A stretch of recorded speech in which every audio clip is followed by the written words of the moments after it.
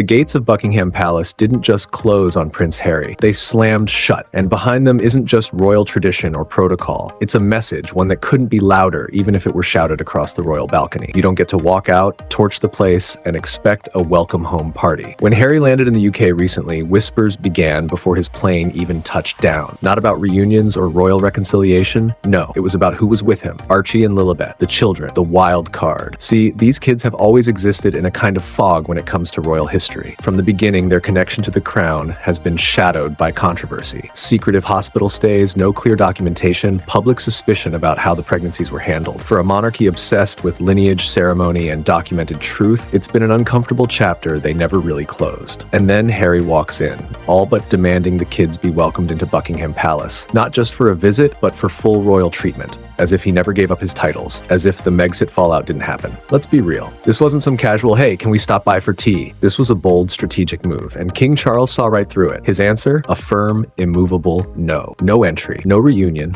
no exception, not even for the grandchildren. And that rejection wasn't just a personal snub, it was a thunderbolt sent from the very heart of the monarchy, letting the world, and more importantly Harry, know that blood may be thick, but the crown is thicker. Now, here's where it gets even messier, because this wasn't just about kids visiting a palace. There's something much deeper going on beneath the surface. Legal experts are already raising eyebrows. Why was Harry so insistent on bringing Archie and Lilibet back to the UK? Why now? Some believe it's part of a wider custody chess match, an early move to establish the UK as a legitimate base for his children, possibly even against Meghan's wishes. Think about it. If there's ever a custody dispute, and with the way things are looking between Harry and Meghan, that's not off the table, he needs to prove that his kids have ties to the UK. Physical ones, emotional ones, royal ones. And Meghan? Nowhere to be seen. Not on the plane. Not in the palace. Not in the headlines. At least not directly. Her silence has been deafening. Whether it's strategic, protective, or calculated, we don't know. But it's clear she wasn't about to stand next to Harry while he took this gamble. Some say she's staying quiet to avoid escalating things. Others think she's letting Harry take the public hit so she can stay clean for whatever her next Hollywood move might be. A new brand deal, another interview, maybe even a second memoir. Whatever it is, she's not standing in the crossfire. Back to Harry, though. The man once dubbed the People's Prince is now just a man knocking on a door that won't open. This wasn't just a failed visit, it was a failed power play, and it laid bare everything he's lost: credibility, control, and any real influence over the royal family. When Charles said no, he wasn't just rejecting a request. He was reminding Harry and everyone watching that Buckingham Palace is not a revolving door. It's a fortress. And no matter how loud Harry knocks, if the king says no, that door stays shut. There's a certain irony in watching Harry, the prince who once tore down royal walls with Oprah interviews and tell-all memoirs, now desperately trying to climb back over them. And it's not just about bringing his children to the palace. It's about bringing himself back into relevance.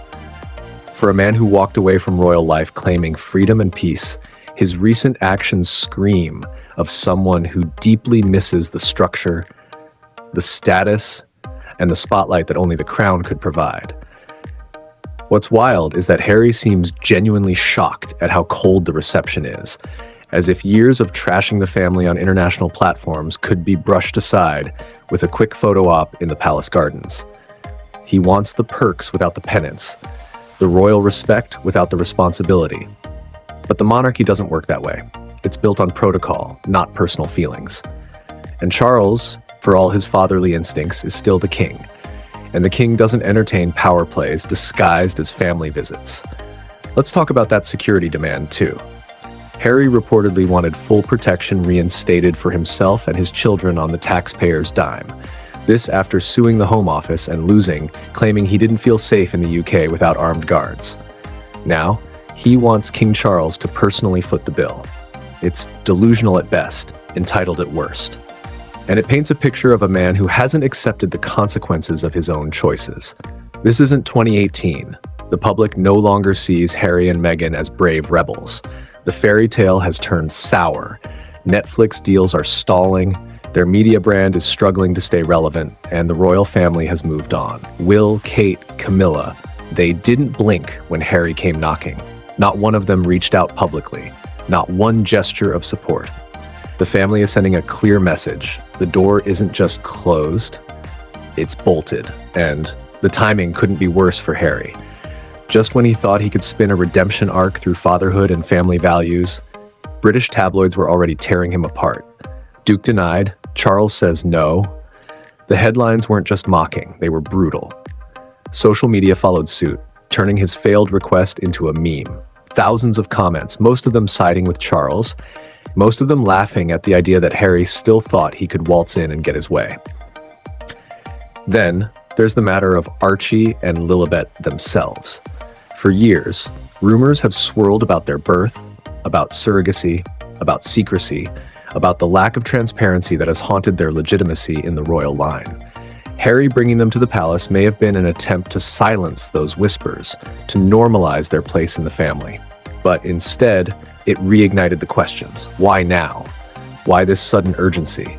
And why such resistance from the palace? Behind closed doors, royal insiders are reportedly livid. Some say Charles's refusal was partly rooted in fear, not just of setting a precedent, but of reopening wounds the monarchy worked hard to stitch up. Allowing the children in when Fred and Ferdinand raise questions about their status, their future, their inheritance. And those are questions the crown does not want to address publicly. So, what does Harry do now? He's stuck. America no longer worships him the way it did in the early post-exit days. Britain has closed its arms. Meghan stays silent, watching from across the ocean. And his kids, innocent as they are caught in the middle of a storm he created. What was meant to be a family visit now feels like a failed invasion, and the consequences are only just beginning to unfold. The fallout from King Charles' rejection isn't just about wounded pride. It's about legacy, about what's left when titles are stripped, trust is shattered, and the bridges are nothing but ash. For Harry, the reality is brutal. He's not just cut off from the palace. He's now a man with no place to truly call home in either world. The UK has moved on. The monarchy has closed ranks, and across the Atlantic, the shiny glow of Hollywood sympathy is fading fast. His memoir, once a bestseller, has lost its sting. The public appetite for grievances has dulled. Every interview feels like déjà vu. The same stories, the same complaints, the same narrative of being the misunderstood prince. But people aren't buying it anymore. The storyline has shifted. Harry's no longer the underdog. He's the man who won't stop looking backward while claiming he's moving forward. And then there's Meghan, strategically silent yet always lurking at the edge of the frame. Her absence during Harry's UK trip wasn't just convenient, it was calculated. No missteps, no press photos, no fuel for critics. But sources say she's watching everything, waiting to see how this plays out. Some believe she'll use this rejection as ammunition for her next big project. Maybe a Netflix special, maybe another sit-down interview. The narrative is already writing itself. Meghan, the outsider, once again cast aside by a cold and unfeeling monarchy. But there's a risk. The victim card has been played so often, it's starting to feel like a broken record. Behind the scenes, insiders are already whispering about the cracks in their marriage, about Harry feeling isolated, about Meghan feeling trapped. If this public humiliation in the UK was part of a deeper strategy, one Harry pursued without full support, the rift could grow wider. And with legal experts now raising questions about possible custody maneuvering, the stakes are no longer just emotional. They're legal, financial, international. Imagine the headlines: California versus the Crown. A battle not just of parental rights, but of narratives, of who controls the story. Meghan will fight tooth and nail to keep Archie and Lilibet in the US away from the spotlight of royal scrutiny. But if Harry's trying to pull them back into that world, even symbolically, it could lead to the kind of legal war that drags everyone through the mud. And let's not forget the palace's silence through it all. Not a word from Camilla, not a nod from William or Kate, no leaks, no briefings, just a solid wall of royal frost. That silence is louder than any tabloid headline. It speaks of unity, of finality, of a firm decision to shut Harry out permanently.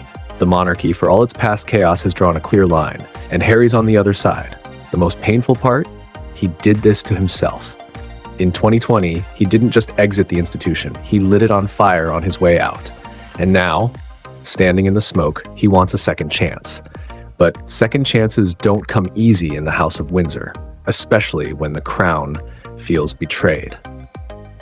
So now Harry is left with a harsh truth. He's no longer the prince who walked behind Diana's coffin, no longer the soldier prince, no longer the cheeky royal rebel. He's just a man with fading influence, a fractured family, and a legacy slipping through his fingers. The gates of Buckingham Palace are closed, and they're not opening again, because in the end, the crown protects itself. And Harry, for all his titles and tears, is no longer.